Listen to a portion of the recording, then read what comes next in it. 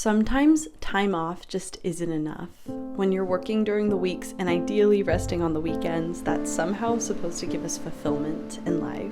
But for so many of us, it leaves us feeling like there is a lack of something. Over the summer, I really felt this. I would work an internship and do online school throughout the week and make the most of my weekends by doing the things I enjoyed. I was doing everything I thought I should be doing to make myself happy and feel productive, but something was missing. It was affecting my life more than just as a feeling. I wasn't sleeping well, I wasn't doing anything meaningful after work because I felt so tired, and overall I just didn't feel fulfilled.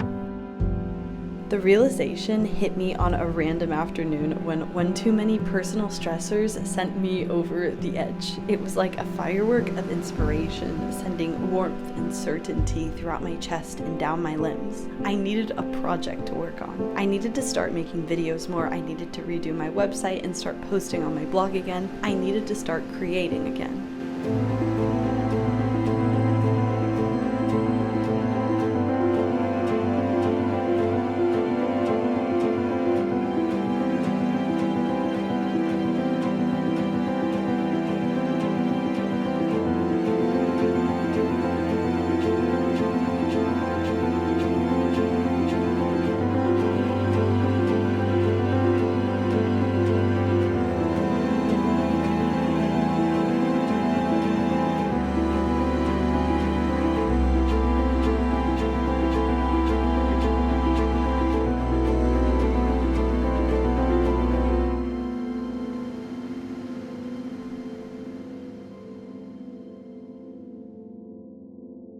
Upon the time I decided that I needed to be creative again, I didn't have the time to be creative. I think that this is something many of us can relate to and use our lack of time as an excuse to not spend time creating, myself included. However, I had this desire burning within me to create, and I needed to harness the power somehow. This brings me to the Google Doc technique, or the Notes app technique, or the journaling technique. It doesn't really matter what platform you use, it just needs to be something where you can write stuff down. That way, even when you're at work, on a bathroom, or at lunch break, you can jot down as much creative gibberish as your heart desires. For me, this wasn't really creating anything, it was more so me creating a plan as to how I was going to be creative once I had the time.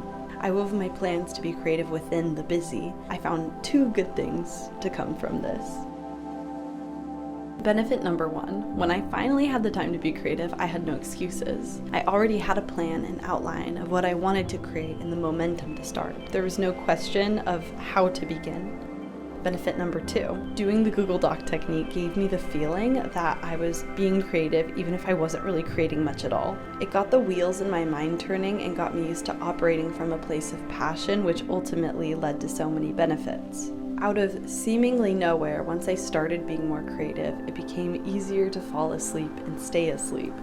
My stomach feels lighter.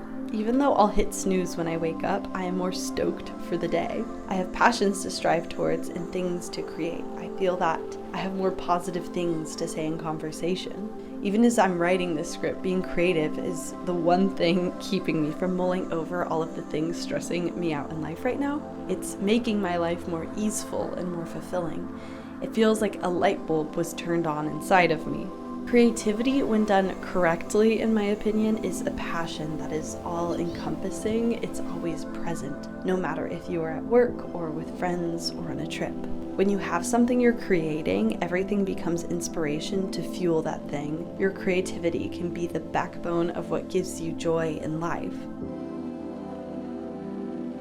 It's a big trend right now to discuss the difference between creativity and consumption, so this little bit of the video is just my addition to that conversation. I honestly think that at this point we are all just exhausted, and what I mean by that is doom scrolling and mindlessly consuming content is exhausting, and then when we are exhausted, mindlessly consuming is what we turn to. It's this positive feedback loop that has very negative consequences. It isn't that we've forgotten how to be creative, it's that we're all just burnt out.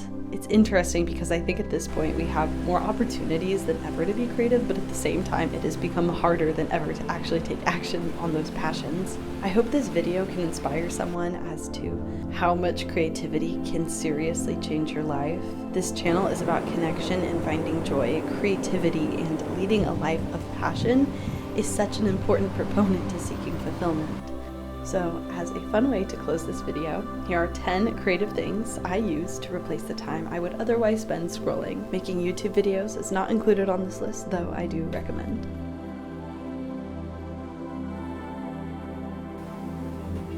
Reading. I feel like this on its own is pretty mindful, but if you want to take it to the extra level, you can write down your reflections from your books in a journal or a digital garden. Create an infographic. You can make these on paper like the ones I made for my summer goals or the phases of the moon, or online using Adobe software or something like Canva. Try out a new recipe. Bring out the cookbooks and make something you've been meaning to. Water your plants. Create a more nourishing space for yourself through cleaning, reorganizing, or adding little elements that enhance the vibes. Work on a puzzle. Create music. Create a workout plan for yourself, or a meal plan, or create a morning or evening routine. Create something that you can use to benefit your well-being, health, productivity, and happiness. Create a scrapbook or a travel journal or something that reminds you of a special time in life. I haven't quite finished it yet, but I started working on one of these while I was abroad. Even if I don't complete it, I'm still happy with what I created while I was there. You don't need to finish your projects or make them perfect for them to be rewarding. And finally, plan a trip. Plan a trip you've been wanting to go on, expenses, logistics, and everything. Then you will have a bunch of trips all ready to go once you are. Thank you very much for watching this video.